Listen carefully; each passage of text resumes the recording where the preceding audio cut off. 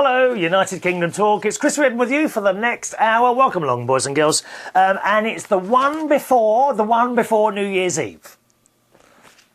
Yes, the time is almost upon us. Now, if you're watching the show via YouTube, you're probably wondering why all the Christmas decorations are still up here in the Britannia studio. That's because it's still Christmas, okay?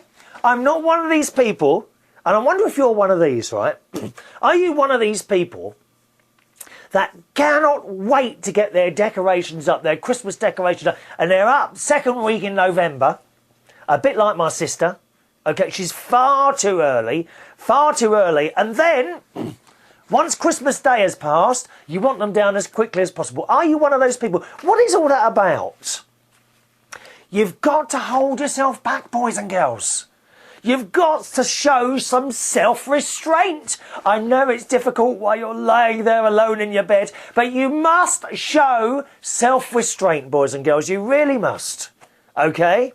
Even though you want to do something, you must hold back until the correct time approaches. And here are my lovely decorations still up, including my wreath, okay? I mean, which actually, I mean, joking, I don't mean to make light of this because I know a few people have lost people and pets this year. But I mean, very suitable for this year, having this wreath, the amount of lovely people that have died, I tell you. Either listeners to the show, yes. A dear friend Leo, of course, he's gone. I mean, how suitable to have a wreath up here at this time of year, which of course, oh, I wish I hadn't moved that. It won't come down now. Just a minute. Oh, hang on. Here we are. Oh. It collapsed then from, oh, you can't see it. It's out of view, isn't it?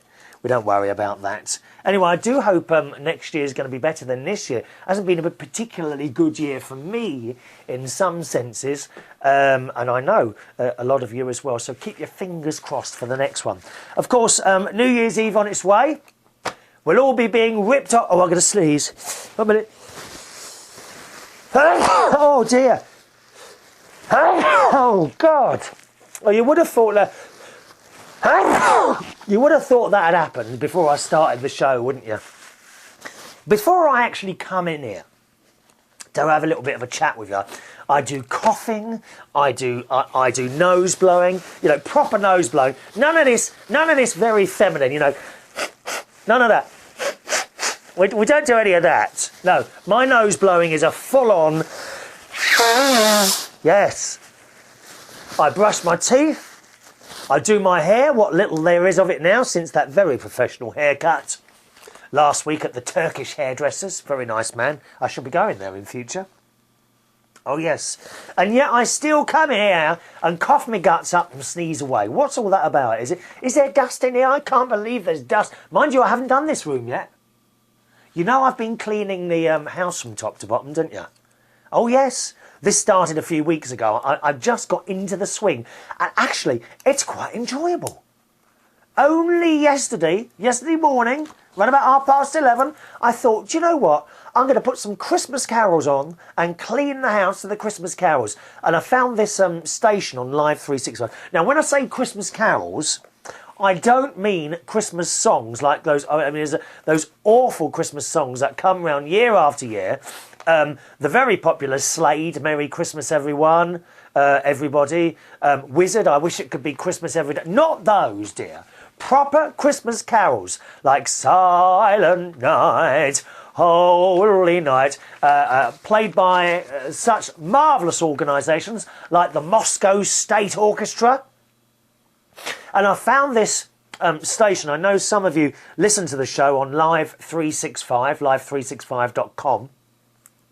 And I found this station on there that does Christmas carols with orchestras. Oh, it's wonderful. Wonderful. There I was on my hands and knees, a position that I'm in quite often, to be honest, boys and girls. How on my hands and knees in the kitchen, and I have now completed a whole row of cupboards, top and bottom, except for the one in, if I can just explain, as you, because I've got two front doors, you see, two front doors. If you come in the left front door, that takes you into the kitchen. And in the kitchen, I just imagine this now, okay? On the left-hand side, right, is cupboards with a sink, top and bottom. Okay, obviously not a sink at the top and bottom. Cupboards, top and bottom. On the right-hand side is their cupboard bottom, glass cabinet above, and hob in the middle.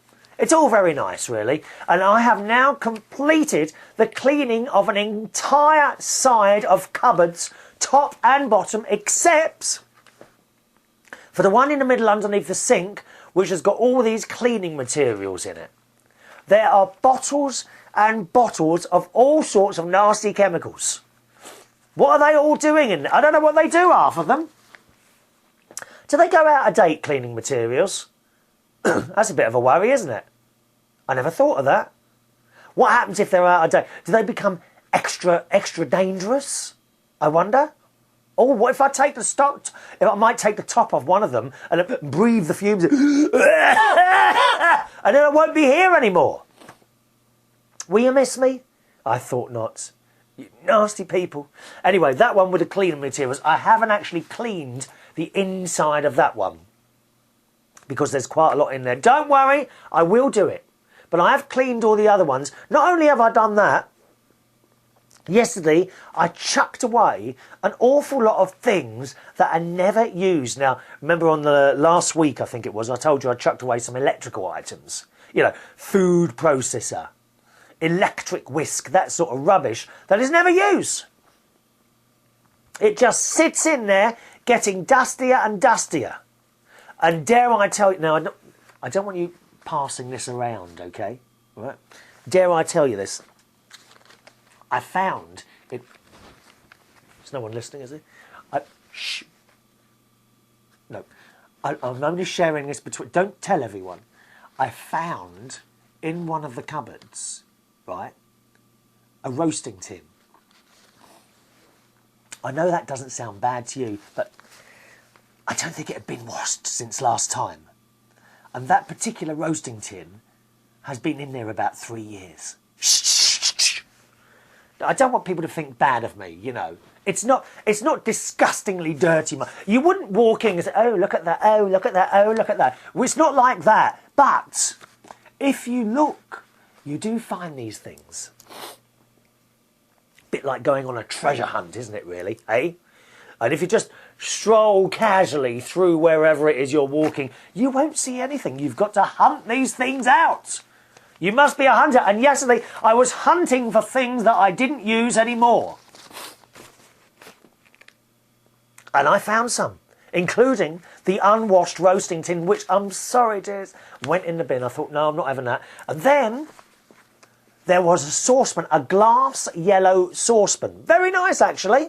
It's all glass. Filthy. I put that in the dishwasher, though. I am using the dishwasher again now because it does appear that a dishwasher cleans stuff better than my fair hands. And, of course, we can't have Chris Reardon with rough hands, can we? I mean, if I was to put my hands on body parts of yours, you'd want them to be smooth and nice, not rough. Wouldn't you? Oh, you prefer the rough, do you? I know what you mean, ladies. Me too. There's nothing better than being thrown around a bedroom. Oh, it doesn't matter. Anyway, we won't go there. Anyway, so I am continuing the cleaning of my house. I'm very pleased to have announced that I have completed a whole row of one side of cupboards and started on the other side as well. Tops as well. Oh, ladies. How many of you, can I ask you girls, when is the last time you checked the very top of your cupboards? Eh? Was it a while ago, was it, my lovies? That's where the dust and the stickiness is.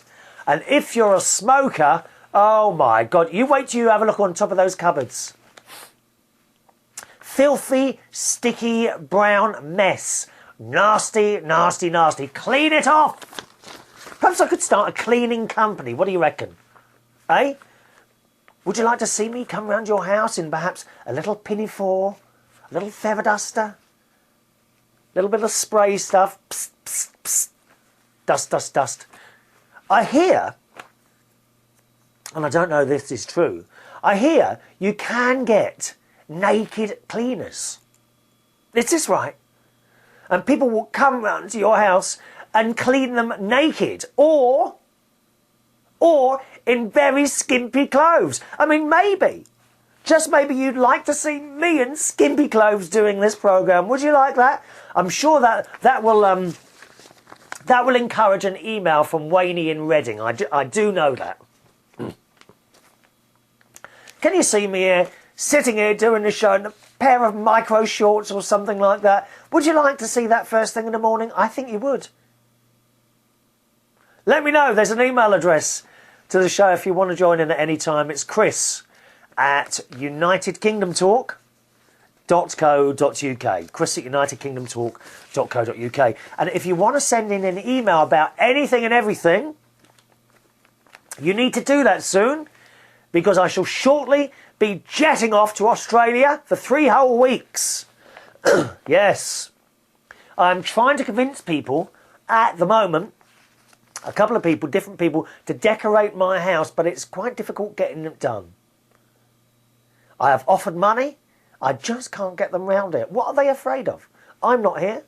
Mind you, I have got the man-eating cat downstairs, Katie, who will be keeping a very close eye on my property, and whoever's staying in it, my nephew and his girlfriend are coming down here, I do believe, for a few days, not quite sure when, or maybe a few weeks, or maybe the whole time, to look after my poor pussy.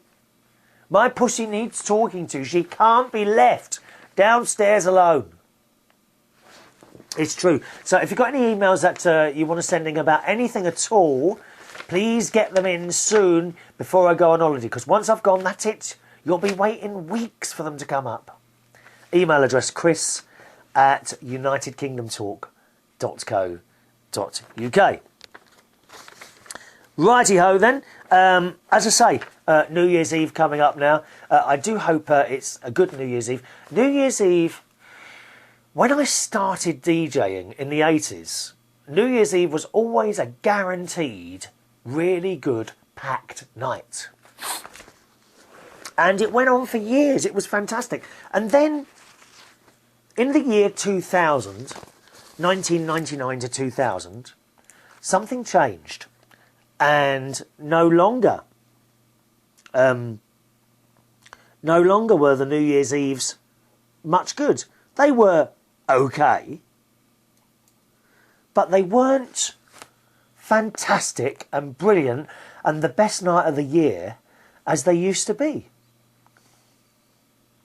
I've always put a lot of this down to the fact that the clubs and the pubs were ripping people off left, right and centre, charging tickets like 30, 40, 50 pounds. Similarly, the staff that worked on these particular nights, including DJs and singers, also expected quite a lot of money. Why? Well, I charged quite a lot that night because I knew what the ticket prices were going to be. I always set my level of fee, if you like. I always set my fee by what the club is charging on the door. Okay? So if it's double the usual price, I'll charge double. Does that sound fair? Some places will charge you 3 times as much, or even more. But you'd be hard pushed to find any staff that were getting more than double. Indeed, some places won't even pay the staff double anymore. But they still get people to work, so what can you do? Depends how you feel about the whole thing, really. If you don't feel that you're being treated fairly, then you have to do something else, and that's it. You know, there's swings and roundabouts all the time. Do you see what I mean? You might have a comment about that. Send it in and I'll read it out as always. chris@unitedkingdomtalk.co.uk. This New Year's Eve, I shall be working at a little family pub in Hemel Hempstead, where I used to work on a Friday night, called the Steam Coach in Boxmoor. It's only a small little place. Nice little thing it is. I've got my own little DJ box in there that they made a couple of years ago, which is quite funny. It almost looks like a coffin, to be honest, boys and girls. It does look like a coffin. I could be climbing out of there and wishing people a Happy New Year and frightening. Well, I think I frighten the children anyway, to be honest. You know. I'm making faces as they come past. Now, actually, there's no children allowed in there. Which is a shame, because I do like to see the kids having a good time. On the other hand, when the adults and the mothers and fathers are drunk, they tend to forget what their children are doing. And they come along and they push over lights and, oh, it's a nightmare. It's an nightmare to the parents. I mean, I never ever saw my mum or dad drunk. Ever. Never ever saw it. My poor dad, he died in 1996. Around this time, was the 2nd of January 1996, my dad died. And on Boxing Day, we used to all go round to one of my uncles or aunties' places because they had the big houses. We only had a small council flat in Roehampton, and my uncles and aunties, they all had the big houses. Right? So we used to go around there Boxing Day, and always Dad would have, I think, 1/2 of a lager shandy, and then about half an hour later he'd get a headache and go to bed. Every single time, bless him. I don't know why. No, I don't know why. He'd have to go to bed. Mind you, I go to bed for a couple of hours in the afternoon, every afternoon, you know. So New Year's Eve, I do hope it's going to be a good one. And not, certainly not like the one in 2000. I think I've told you this story before, but that particular night, 1999 to 2000, it was a real disaster. An absolute disaster. And I think about 40 people turned up, and the capacity of the venue was about 400 to 500. Yeah, it was a bit of a nightmare. But there we are, that's the way it goes. I suppose you get greedy, that's what happens, isn't it, eh? There we are. Okay, email time, boys and girls. Hello to Millie. Now, these emails are kind of pre-Christmas ones, all right? That we're gonna clear these today at last, because I am falling a little bit behind. I know. I try and keep up with it all. I do try. First of all, from Millie in Minnesota, who sent me, and it's still here in the studio, little St. Christopher, little nice St. Christopher medal, which is very beautiful, actually. Millie says, I'm pleased to see that your package from me has arrived safe and sound. I'd been a bit concerned because of the intermittent postal strikes that have been going on in the UK. Oh, everyone's on strike, dear. We're going back to the 70s here, we really are. She was afraid that I wouldn't get it. Hope you enjoyed the things that I sent you. Yes, I did, my darling. It's very kind. I've got the book. The book's in the bedroom because I've been reading that. Looking at the beautiful pictures of Minnesota, where you live, darling. Beautiful place. Now, Millie says, I'm so happy you're now playing the organ in the church where you grew up. Yeah, I started doing that again a few weeks ago, although I wasn't there just after Christmas because I was at Sharon's, my sister's. When you mentioned that you felt as though someone was guiding your hands as you played, I immediately thought that it must have been your mum or perhaps one of your two nans helping you to learn the two hymns. It must be good to be able to catch up with old friends there. Yeah. When you say old friends, believe it or not, there's only 2 people in there that I recognise. 3. There's Peggy Healy. She was a good friend of my mum's. Her son, Andrew Healy, is the one that serves on the altar, who had the heart and lung transplant, and that was 8 years ago. And is still going strong, so he's there. There's Connor. I love that name, Connor. Connor! Very Irish, isn't it? Connor! I known him as a boy. He sits at the back of the church. And there's Miriam. Now, Miriam, she wasn't really a friend of mine. I didn't know her at all. But she was standing at the back of the church a couple of weeks ago. And I kind of recognised her, says, hello. She says, hello. I said, I'm Bridget Reardon's son. She said, oh, yes. She said, I'm Miriam. I said, oh, yeah, I know your name, Miriam. Mum often spoke of her. Lovely lady. So there are 3 people that I know, and yet where are all the others? Strange, isn't it? They all move away or, unfortunately, die. Such is life. isn't it? The guy who's kind of in charge of the music there is Emmanuel. Lovely chap. He rung me up. I rung him last night because it was a bit late ringing me with the hymns. And he says, "Oh, I'm sorry." He says, I was out getting drunk last night. Isn't it terrible, dear? The man looking after the music in a church is a drunk. Well, he's not really a drunk, but he did have a he had a good drink this night. Lovely chap. Really nice to work for. But he does go for, mind you, I thought I played the organ quickly. But God, he didn't half sing fast. I had a job keeping up with him last night in the last hymn. I really did.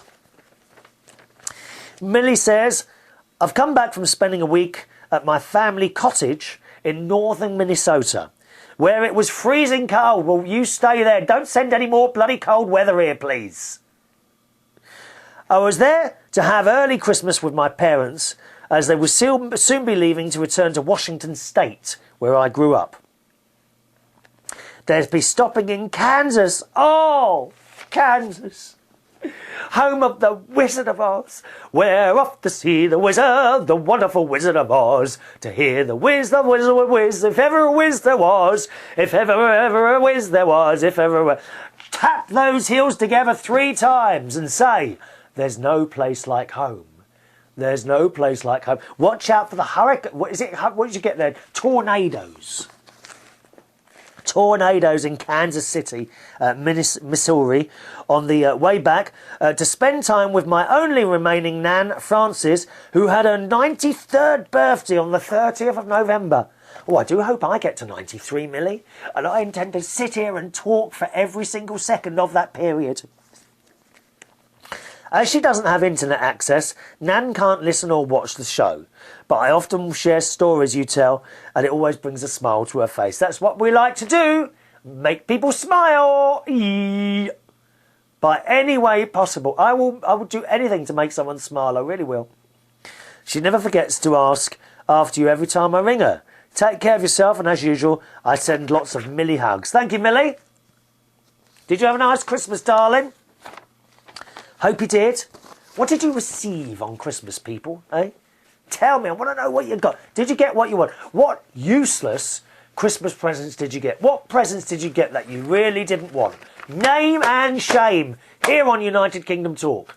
Let me know. Chris at unitedkingdomtalk.co.uk. Yvonne is here.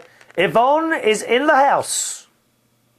Just wanted to say how much I enjoyed your show, as always.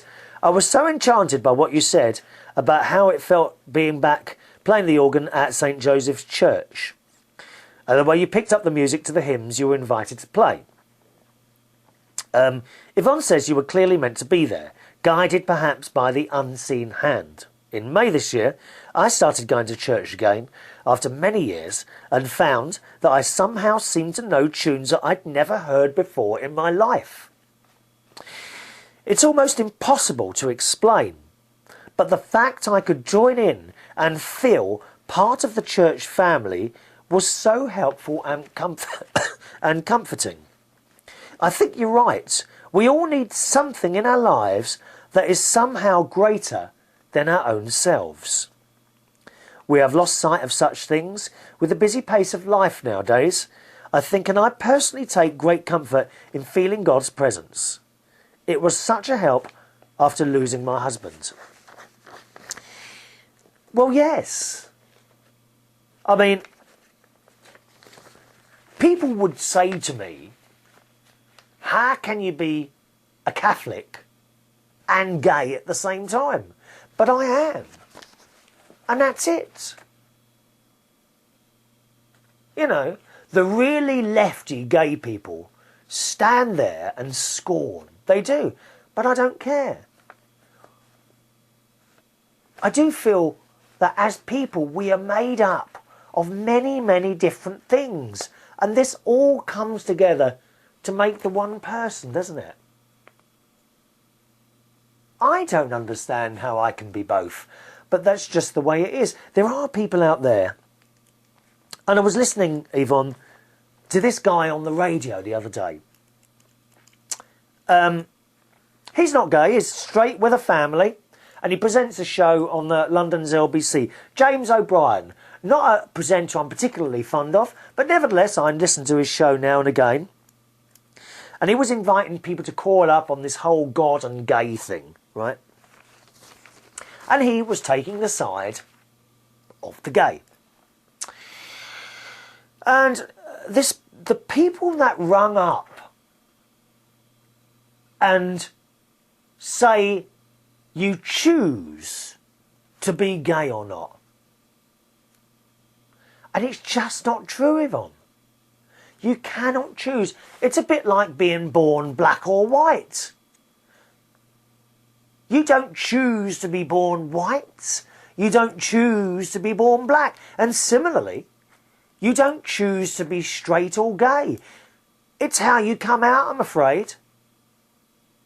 And it's very, very difficult to try and explain to people that are convinced that it is a choice that you make. You really are born like it. And there's nothing you can do. I knew from when I was about 9 years old. Yes, I had girlfriends and I got married and all that business, but I was still looking at other boys then, thinking, oh, well, this will pass. There must be something wrong here. All I have to do is go out with girls and it'll be all right. It doesn't work like that, I'm afraid. It really doesn't work like that. You do not choose to be like it. It's just the way you are.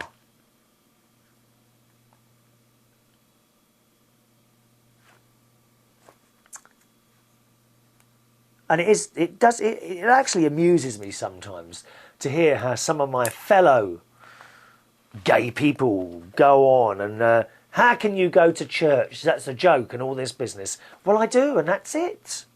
That's it. Call me a hypocrite and all this business. I don't care. Don't care. I am both. They say you can't be. They cannot understand it in their heads. You can't be both. But I am. I'm sitting here, I am. And I won't be the only one. Will I? Won't be the only one. Yvonne goes on to say, speaking of which, I'd like to thank you from my bottom. Oh, sorry, no, I've got that wrong. I'd like to thank you from the... Speaking of which, I'd like to thank you from the bottom of my heart for the very sensitive way you dealt with that subject and my email on Saturday's show, the 12th of December.